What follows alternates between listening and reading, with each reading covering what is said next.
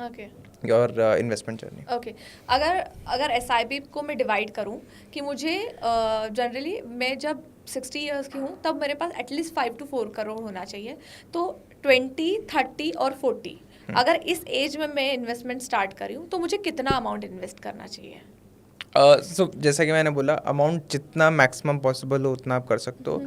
अब ये सबके लिए अलग है ना, इसका कोई फिक्स्ड रूल नहीं है, but I would suggest minimum 5,000 तो होना ही चाहिए, 5,000 से Okay. नीचे नहीं होना चाहिए। हाँ। एंड ये डिपेंड करता है कि आपका इनकम लेवल क्या है ना। अगर आपका इनकम लेवल 5,000 है, आई वुड सजेस्ट 50,000 महीने का है तो मैं सोचूंगा 5,000 आप करो। अगर आपका इनकम 2 लाख, 1.5 लाख, 2 लाख रुपए है, देन ऑफ कोर्स 5,000 रुपये करो, बहुत छोटा अमाउंट आप करो। तो अपने सैलरी का एटलीस्ट आई वुड से कि 10% तो करो ही करो, ओके। है ना। तो अगर 2 लाख की सैलरी है तो गो 20,000, 1 लाख की सैलरी है, गो विथ 10,000। ओके। मिनिमम 10% करो, बिकॉज आप ये समझो ना, आपके पास 100 रुपये हैं एट द एंड जो आपको मिलते हैं। फॉर एग्जांपल आपके 50-60 तो लेट्स से एक्सपेंसेस हो गए, एट द एंड 30-40 बचते होंगे, है ना, जिसमें से 30-40 में कुछ आपकी वांट्स की तरफ से जाएंगे। आपको कुछ लेना है, आईफोन लेना है, लॉन्च होने वाला है, तो उसके लिए आप थोड़ा बहुत सेव कर रहे हो। कुछ भी बाय करना है, 10% तो एक फिक्स अमाउंट होना चाहिए, जो डजेंट मैटर कि कुछ भी हो जाए, मैं ये अमाउंट अपने बैंक अकाउंट से सैलरी आते ही निकाल दूंगी। तो इसलिए मैं ये भी बोलता हूँ कि अगर आपकी सैलरी 2 तारीख को आ रही है तो एटलीस्ट 5 और 6 को आप ऑटो मैंडेट सेट करके रखो, अपने आप वो अमाउंट चला जाएगा। तो जब आपके अकाउंट में ही आपको नहीं दिखेगा तो अपने आप आपकी स्पेंडिंग भी धीरे धीरे कम हो जाएगी। आपने कहा कि म्यूचुअल फंड एक तरीके का बेस्ट ऑप्शन है अगर आप इनिशियल टाइम पर करते हो। पहले तो एक बेसिक समझ लेते हैं, what is the difference between mutual fund और एसआईपी? ठीक है, तो एसआईपी एक सिस्टमैटिक इन्वेस्टमेंट प्लान बोलते हैं। एसआईपी का कॉन्सेप्ट ये है कि हर महीने हम एक छोटा छोटा अमाउंट करें, बिकॉज ये बहुत फीजिबल भी है और बहुत प्रैक्टिकल भी।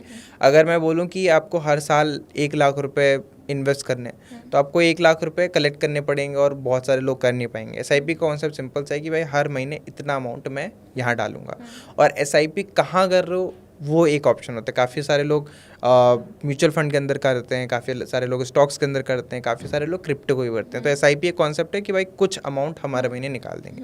सिस्टमैटिक इन्वेस्टमेंट प्लान ये 3 महीने का भी हो सकता है, 6 महीने का भी हो सकता है, 1 साल के भी। एक पीरियड के अंदर आप एक अमाउंट निकाल देते हो। एंड उसके बाद ये कहाँ जा रहा है इट डिपेंड्स। तो काफ़ी लोग क्रिप्टो स्टॉक्स में भी करते हैं। म्यूचुअल फंड में यूजुअली लोग प्रेफर करते हैं कि म्यूचुअल फंड में एक सर्टेन अमाउंट इन्वेस्ट करें। म्यूचुअल फंड के पास ये पैसा आता है, आपसे भी आता है, बहुत सारे लोगों से म्यूचुअल फंड के पास पैसा आ रहा है। लेट्स से उनके पास 50,000 करोड़ रुपीस हर महीने आता है।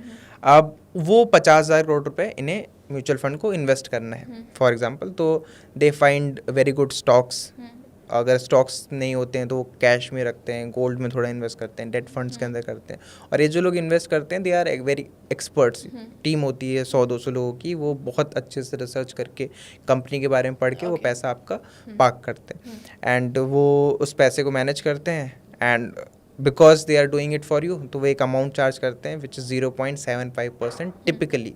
तो अगर 1 करोड़ रुपए वो आपका मैनेज कर रहे हैं तो 75,000 रुपीज़ साल का वो आपसे चार्ज करेंगे। इन रिटर्न आपको करीब 15% रिटर्न भी मिलेगा। तो वो सेट ऑफ हो जाता है। नेट नेट आप प्रॉफिट में रहते हो और उन्हें काम करने का अपना एक्सपेंस रेशियो भी मिल जाता है।